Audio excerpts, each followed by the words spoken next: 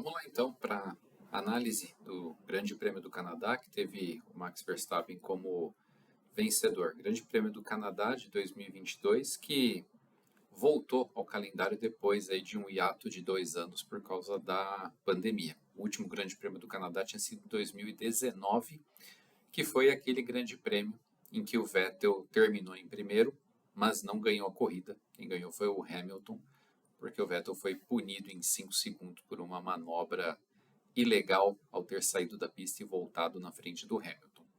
Mas nesse ano a corrida teve menos polêmicas e foi uma corrida boa. Não foi uma corrida espetacular, mas com boas disputas e boas alternativas ao longo do Grande Prêmio.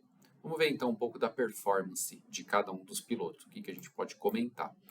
Começando então pelo grande vencedor, né, o Max Verstappen, liderou a corrida praticamente de ponta a ponta, né? Não teve muitas dificuldades, um pouco se falou sobre o Alonso querer atacá-lo na largada e querer buscar a primeira posição já na primeira curva e depois com o carro dele, o carro do Alonso, né, sendo um carro muito bom de reta, que isso poderia dificultar a corrida do Verstappen. Nada disso aconteceu. O Verstappen largou muito bem, já abriu uma boa distância já na curva 1, na curva 2 e pouco foi ameaçado. Foi mais ameaçado no final já da prova, nas últimas 10 voltas, quando o Tsunoda causou uma bandeira amarela, um safety car, e aí as distâncias dos pilotos se reduziram e o Sainz, com um pneu mais novo do que o Verstappen, colou nele e trouxe ali alguma emoção para as últimas 10 voltas, mas o Verstappen mostrou aí uma maturidade muito boa para conseguir conter os ataques do Sainz, não cometeu erro nenhum e garantiu aí mais 25 pontos no campeonato. Acho que não foi uma corrida espetacular, de brilhar, de encher os olhos, né, do Verstappen, ele nem precisou, né, ser um Verstappen muito arrojado. Ele fez o que precisou fazer para vencer. Acho que o grande destaque dele foi a serenidade de conseguir resistir ali aos ataques do Sainz no final. O Sainz abrindo DRS em praticamente todas as voltas, mas o Verstappen ia muito bem ali no setor de meio do circuito do Canadá, o setor 2, onde ele conseguia ali abrir uma vantagem de mais ou menos 0,8, 0,9, que não impedia o Sainz de abrir a asa móvel na parte final, mas quando o Sainz abria a asa móvel, ele conseguia reduzir essa diferença ali no final da reta para 0,5, 0,4, então não o bastante nem para conseguir esboçar ali algum ataque, né? A verdade é que o Sainz se aproximou bastante em alguns momentos, mas em nenhum momento nem tentou uma ultrapassagem para cima do Verstappen. Então, 25 pontos na conta do Verstappen e o Verstappen entregando aquilo que se espera de um campeão mundial e do principal favorito, né, para o título desse ano, como ele vem se desenhando. Boa corrida, sem dúvida, do Verstappen. Sainz foi o segundo colocado e também, acho que eu diria que entregou aquilo que se espera dele, né, Carlos Sainz, especialmente nessa condição em que o Leclerc não estava na disputa porque largou lá do final do grid. É isso que se espera do Sainz, né? Hoje, claramente, a gente tem duas equipes bem na frente das outras, que é a Red Bull e a Ferrari. Se você tem o Leclerc lá atrás e o Pérez também lá atrás, né, porque não fez uma boa classificação, o que você espera do Sainz é que ele esteja ou em primeiro ou em segundo lugar. Entregou o segundo lugar, largando, né, em terceiro, e fez o que se espera que ele faz, mas nem sempre ele tem feito, né? A gente vê que tem corridas em que o Sainz acaba passando um pouco do ponto, acaba errando, às vezes conta com a falta de sorte. A falta de sorte não acometeu o Sainz dessa vez e ele fez uma corrida bem sólida, né? Foi legal ver ele atacar o Verstappen no final, ainda que não tenha, né, conseguido ultrapassá-lo. Se ele conseguisse ultrapassar, se ele conseguisse, né, a primeira vitória nessas condições, ultrapassando o Verstappen, acho que seria excelente para ele, acho que para a moral dele seria excelente, seria o melhor dos mundos. Não foi o que aconteceu, mas mesmo assim Seguramente ele deve estar frustrado por ainda não conseguir a sua tão sonhada primeira vitória, mas deve estar satisfeito por ter entregue aí um segundo lugar bem sólido e aproveitou e fez também a volta mais rápida da corrida.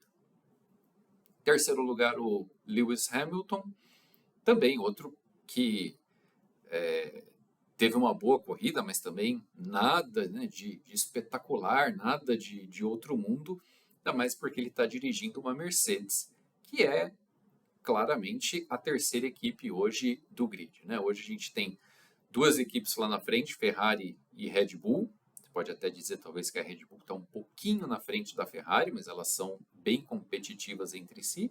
E você tem um segundo grupo que tem Mercedes, né? Existe, acho que, um hiato da Mercedes para as outras equipes, né? Talvez para a Alpine, para a McLaren, seguramente tem aí uma distância entre elas. A Mercedes está sozinha aí nesse segundo grupo e o Hamilton aproveitou também a oportunidade, porque você não tinha Leclerc ele incomodando ele, você não tinha Pérez incomodando ele, entregou o terceiro lugar. Acho que um grande mérito é ele ter ficado à frente do Russell, que consistentemente tem chegado à frente do Hamilton em vários grandes prêmios, mas é bem verdade, ele já tinha largado na frente do Russell e largou na frente do Russell porque o Russell fez aquela aposta no treino classificatório de colocar o pneu para a pista seca.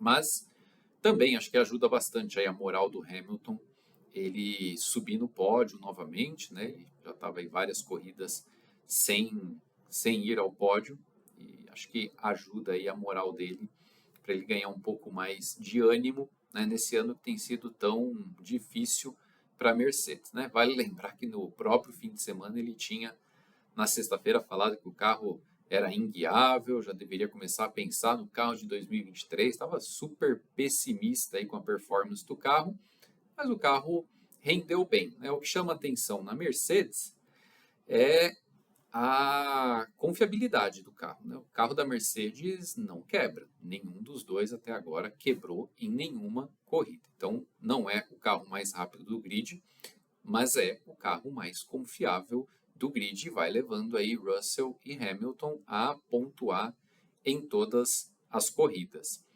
É esperado, né, para o próximo Grande Prêmio, o Grande Prêmio da Inglaterra, um novo pacote de um upgrade, né, aerodinâmico no carro da Mercedes, mas realisticamente falando não deve ser nada que vai levar a Mercedes tão lá para frente a ponto de ela disputar com Ferrari e Red Bull. Gostaríamos muito que isso acontecesse, mas a verdade é que a Mercedes está ainda um passo bem atrás, né? Para a gente ter uma ideia, a Mercedes no GP do Canadá ficou ali por muito tempo, ficando um segundo, ponto 3 por volta atrás da Red Bull, do Verstappen e da Ferrari e do Sainz. O Hamilton saiu contente porque na parte final da prova essa diferença estava em meio segundo por volta. Então, ainda uma diferença bem consistente. Quarto lugar foi do George Russell, né, o senhor consistência. Todas as provas desse ano ele terminou ou no quinto lugar ou melhor, largando lá de oitavo lugar. Teve uma boa prova, né, fez algumas ultrapassagens ali no grampo, né, ultrapassagens nas Alpines do Ocon e do Alonso. Fora isso, também levou o carro até onde o carro pode ir, né? Acho que não dava para ele fazer muito mais do que isso. Incomodar o Hamilton nunca chegou a ser uma realidade para ele. Uma corrida razoavelmente discreta do Russell, mas que continua fazendo um campeonato para lá de sólido, né? Por isso que ele é o senhor consistência. Quinto lugar do Charles Leclerc, que foi escolhido, né? Piloto do dia. Aliás, é fácil, né? De escolher piloto do dia quando você tem um piloto de uma das duas grandes equipes largando lá de trás do grid. Muito provável aí, se nada atípico acontecer, que ele vai sair avançando posições, fazendo várias ultrapassagens, como foi o que aconteceu com o Leclerc, que chegou também basicamente aonde dava para chegar dentro da realidade, né, que a prova se apresentou. A Ferrari mais uma vez deu uma mancada com ele no pit stop que deveria ali demorar 2 segundos e pouco, né, 2 segundos e meio, 3 segundos no máximo, demorou 5 segundos e meio praticamente, acho que 5,3. Com isso, o que aconteceu? Esses 2 segundos perdidos fez com que ele voltasse, né, atrás de um tráfego onde ele teve ali que ficar algumas voltas sem conseguir ultrapassagens. E aí é muito ruim, né, quando você volta atrás de alguns carros disputando posição, mesmo que você esteja num carro mais rápido, porque aí vira aquele trenzinho do DRS, né? Exceto o primeiro piloto, todo mundo que vem atrás com o DRS com a asa aberta, e aí, a não ser que o segundo piloto passe o primeiro, ninguém consegue passar ninguém ali por várias voltas, que foi exatamente o que aconteceu. Mas depois o Leclerc conseguiu ali se livrar desse tráfego e levou a sua Ferrari até um quinto lugar, né? A boa notícia para ele é que o carro não deixou ele na mão dessa vez. É lógico que para isso ele teve que colocar toda uma unidade de potência nova, né, o que acabou custando para ele largar da penúltima posição, mas pelo menos o carro não deixou ele a pé dessa vez. Ele volta, né, a pontuar, mas já com uma distância muito grande aí no campeonato para o Max Verstappen. Depois, sexto lugar, o Esteban Ocon, da Alpine. Mais uma boa corrida também do Ocon, aproveitando a Alpine, que especialmente nessas 2 últimas corridas, ajustou o carro para ser bem forte nas retas, né, sacrificando ali o trecho intermediário do circuito, tanto lá no Azerbaijão, né, em Baku, como em Montreal, e fez uma boa corrida, ultrapassou aí alguns carros, inclusive chegando na frente do seu companheiro de equipe, o Fernando Alonso. Sétimo lugar, acabou ficando o Valtteri Bottas, né? Ele cruzou a linha de chegada em oitavo, mas herdou aí o sétimo lugar do Alonso, porque o Alonso fez um zigue-zague na frente dele na última volta, não deixando ele passar, e foi punido então em 5 segundos por causa disso. O Bottas, que teve uma corrida muito ruim no Azerbaijão e volta então agora a pontuar, foi um bom final de semana da Alfa Romeo, e ele pontua em sétimo lugar e o Zhou em oitavo lugar. Corrida também dentro ali da realidade da Alfa Romeo, e diria que muito mais se aproveitando da baixa performance dos seus principais competidores, né? Quem são os principais competidores aí da Alfa Romeo? A Haas, que a gente vai comentar daqui a pouco, mas teve uma performance muito ruim de corrida, né, além dos infortúnios aí que acometeram a Haas nesse GP do Canadá. A McLaren, com uma performance também desastrosa. E a Aston Martin, que até foi bem nos treinos, mas que na corrida não assustou ninguém. Então o Bottas leva, né, a Alfa Romeo lá para o sétimo lugar, faz mais alguns pontos, aí, entrega um bom resultado para a equipe. E o Zhou, que estava tendo uma maré de azar muito grande, o carro deixando ele na mão, fez aí uma boa corrida, né, cruzou em nono lugar, mas terminou em oitavo por causa da punição do Alonso, e tem motivos aí para comemorar. Aliás, tem sido assim, no geral, um bom ano de estreia do Zhou, né? Acho que muito se falava sobre quem seria ele na Fórmula 1, né? Ele veio da Fórmula 2, mas claramente não era o melhor piloto da Fórmula 2, talvez nem justificável o bastante para estar na Fórmula 1, mas traz um patrocínio grande para a Alfa Romeo, e isso acaba levando ele para a Fórmula 1, mas vem fazendo boas performances, não cometeu até agora nenhuma presepada, nenhum erro ali de iniciante, bastante firme, bastante sólido. O Zhou tem que só contar um pouco mais com a sorte e a confiabilidade do carro da Alfa Romeo, que já deixou ele na mão algumas vezes. Depois, nono lugar, Fernando Alonso, acho que talvez a grande decepção, né, da corrida, porque foi muito bem nos treinos, largou em segundo lugar, né? Desde 2012 ele não largava na primeira fila, mas viu a sua Alpine com uma performance muito baixa, além, né, de ou não ter dado sorte ou não ter escolhido a melhor estratégia de corrida, né? Corrida, relembrando aí um pouquinho, ela teve 2 safety cars virtuais, um na volta 9, um na volta 20, o que abriu aí a janela para os pilotos fazerem troca de pneus. O Alonso decidiu não usar essa primeira janela, que o Verstappen, por exemplo, decidiu. Ele decidiu continuar na pista e apostar que haveria um novo virtual safety car ou um safety car dentro ali das próximas 20 voltas para ele conseguir fazer a troca de pneus com os seus adversários numa velocidade menor.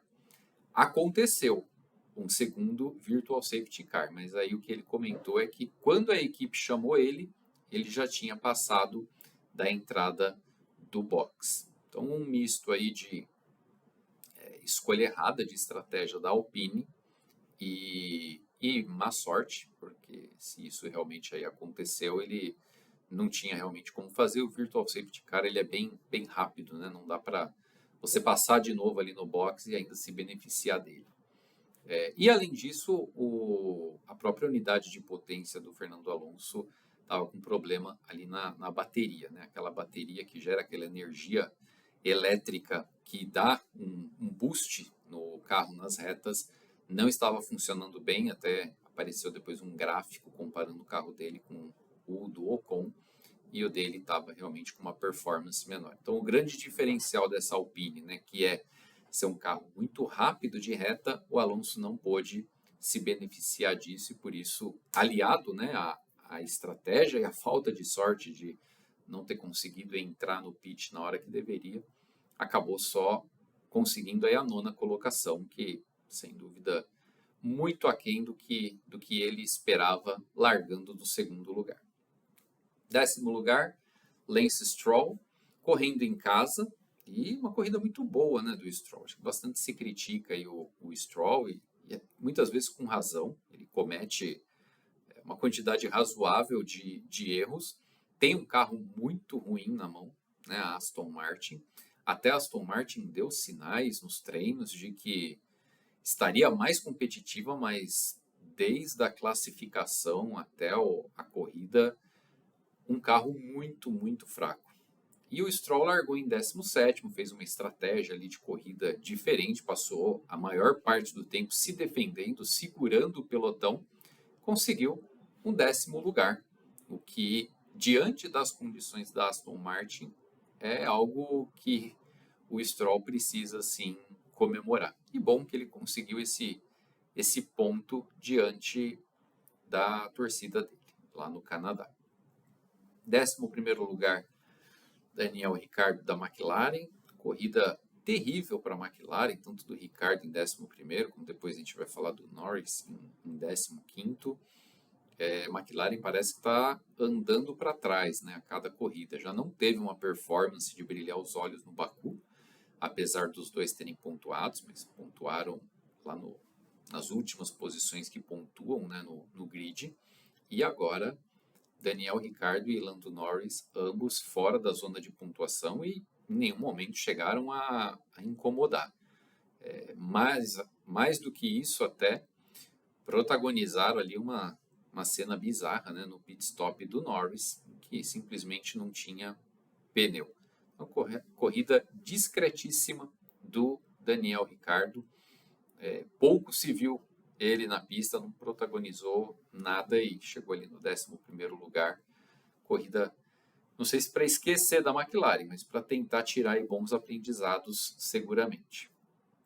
12º foi o Sebastian Vettel, né, o companheiro do Lance Stroll na Aston Martin. Outro também que tem motivos para ficar bastante decepcionado, porque nos treinos livres tinha ido muito bem, mas teve problemas no treino classificatório, não colocaram a pressão no pneu correto e por isso que ele acabou ficando no próprio Q1, ainda na classificação, e também teve uma corrida bem discreta no Canadá, chegando na 12ª posição, depois, né, de uma boa corrida, uma boa performance que ele teve no Baku, onde o Vettel sempre vai bem, né? Pontuou todos os anos que correu lá, mas não conseguiu no Canadá ser competitivo. 13º, Alexander Albon, da Williams. Também levando a Williams, parece que um pouquinho além daquilo que dá, né? O que o Albon tem feito em grande parte das corridas desse ano. Né? Tenta sempre ali alguma estratégia um pouco diferente, porque sabe que o equipamento que tem na mão, por si só, não vai levar ele além do penúltimo lugar. Então, tenta sempre fazer alguma coisa diferente. O Albon conseguiu levar a Williams a um 13º lugar. Não pontua, né? Mas pelo menos ali não é o penúltimo colocado, porque é a posição que se espera do Alexander Albon. Né? 14º, Gasly, fim de semana horroroso para AlphaTauri, né? Depois de um bom fim de semana também que tiveram no Baku, quando o Gasly pontuou e o Tsunoda teve prestes a pontuar, né? Se não fosse aquele problema na asa. Mas essa corrida aqui no Canadá, desastrosa para a AlphaTauri também. Pouco se viu o Gasly durante toda a corrida. Ele quase protagonizou uma cena bizarra, né? Quando quase encheu a traseira do Vettel logo no começo da corrida e foi direto para os boxes. Não ficou claro ali se ele tentou disfarçar e aproveitou e foi reto e foi para os boxes, ou se já estava realmente programado para ele entrar nos boxes e acabou não reduzindo ali a velocidade. Mas é o que acontece ali naquela entrada de box, porque quem entra no box atinge uma velocidade naquele ponto mais alto do que quem não vai entrar no box, né? Porque quem não vai entrar no box tem que virar à direita e por isso tem que fazer a redução. Quem vai para o box continua reto, então vem em velocidade alta. Mas também é uma corrida super discreta do Gasly.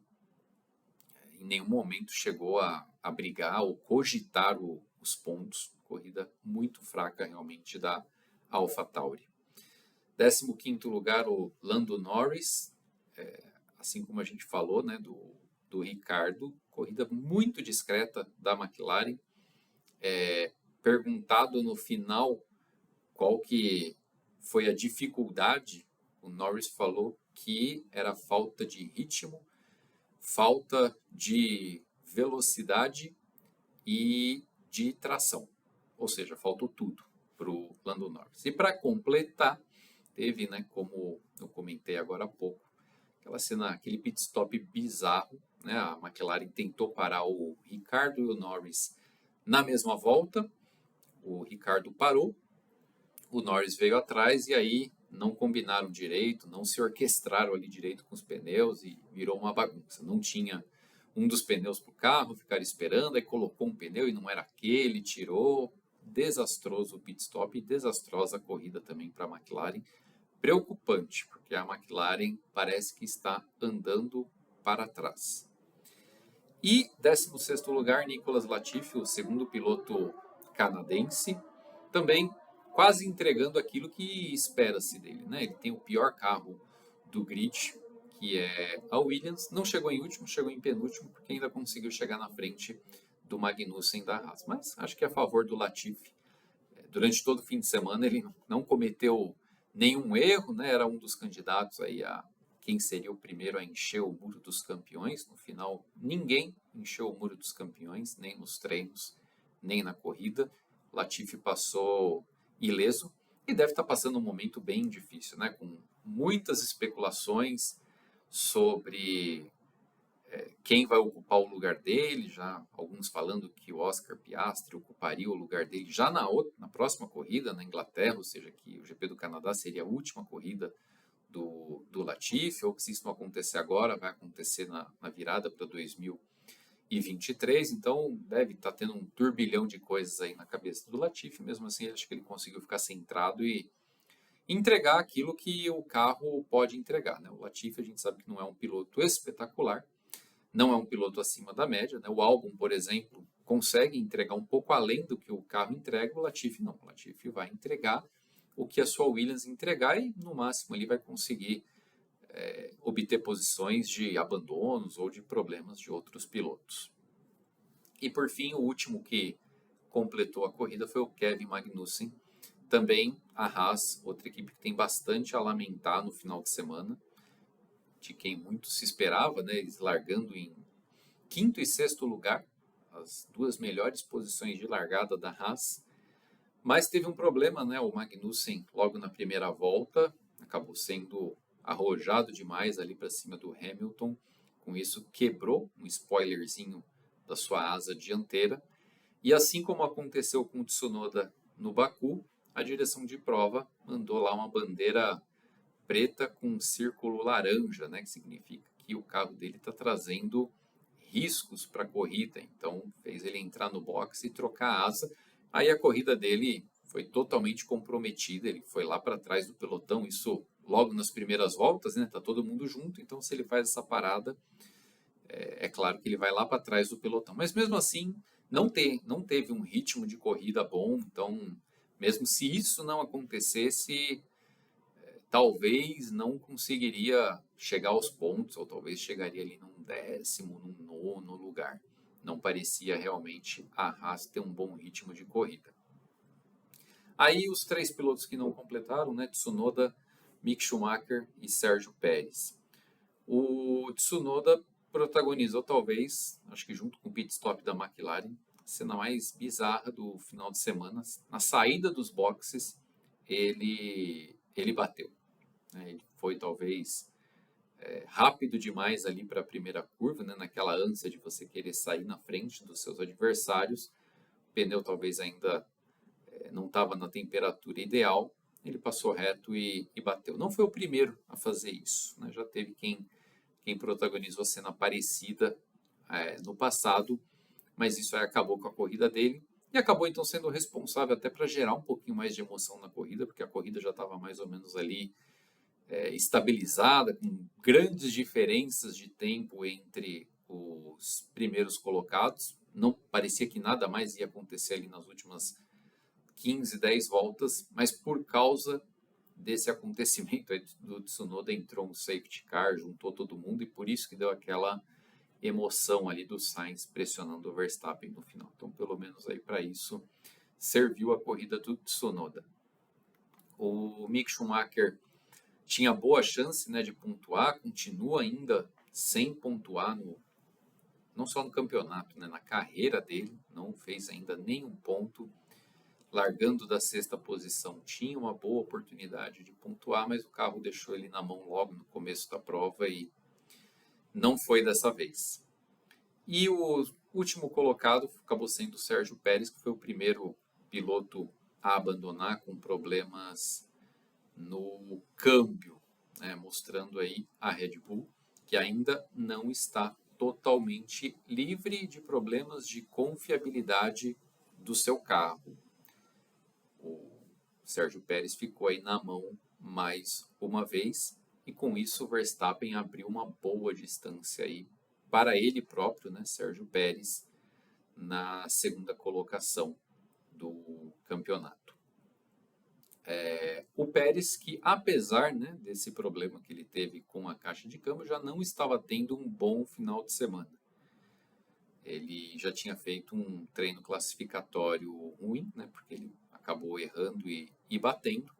E aí sempre fica, né, aquela pergunta sobre o Pérez, né, porque o Pérez parece ser um Pérez em pistas de rua, outro Pérez em circuitos tradicionais. É verdade que o GP do Canadá é, em tese, um circuito de rua, mas um pouco diferente, né, dos outros. Só em alguns momentos é que ele tem ali aquela característica de circuito de rua, de ter os muros próximos.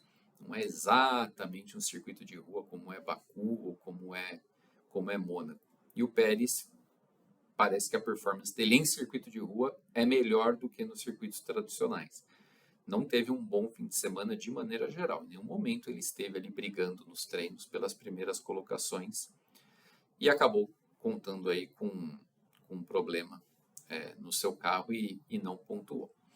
É isso então. Próximo grande prêmio agora é o GP da Inglaterra, que vai acontecer no primeiro final de semana de julho. Até lá!